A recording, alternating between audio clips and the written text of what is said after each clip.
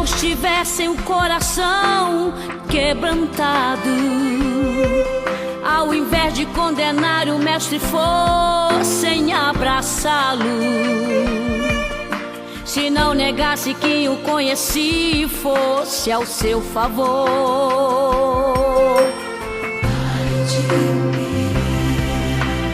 Ai de mim, se o carrasco recusasse a ordem de churrá-lo, se o mestre desistisse quando Pedro ali pediu pra voltar atrás, não cumpre jamais a sua missão.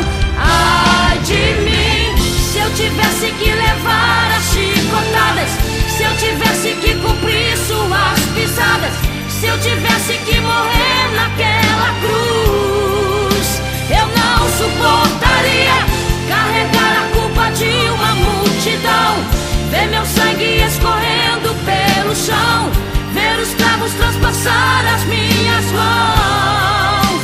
Eu não suportaria, amarrado em pleno sol do meio-dia, por amor de quem amor não merecia, resistindo a ser vencido pela dor.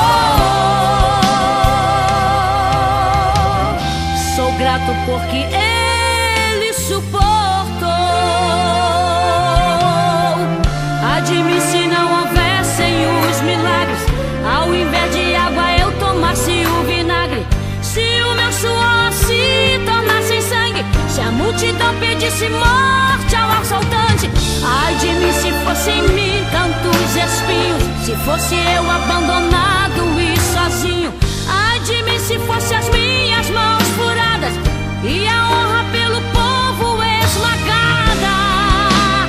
Ai de mim, se eu tivesse que levar a cruz pesada, se eu tivesse que cumprir suas pisadas, se eu tivesse que morrer naquela cruz, eu não suportaria carregar a culpa de uma multidão, ver meu sangue escorrendo pelo chão, ver os cravos transpassar as minhas mãos.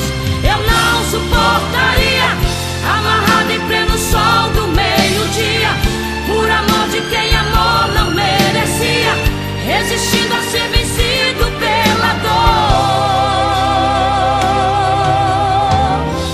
Sou grato porque ele suportou.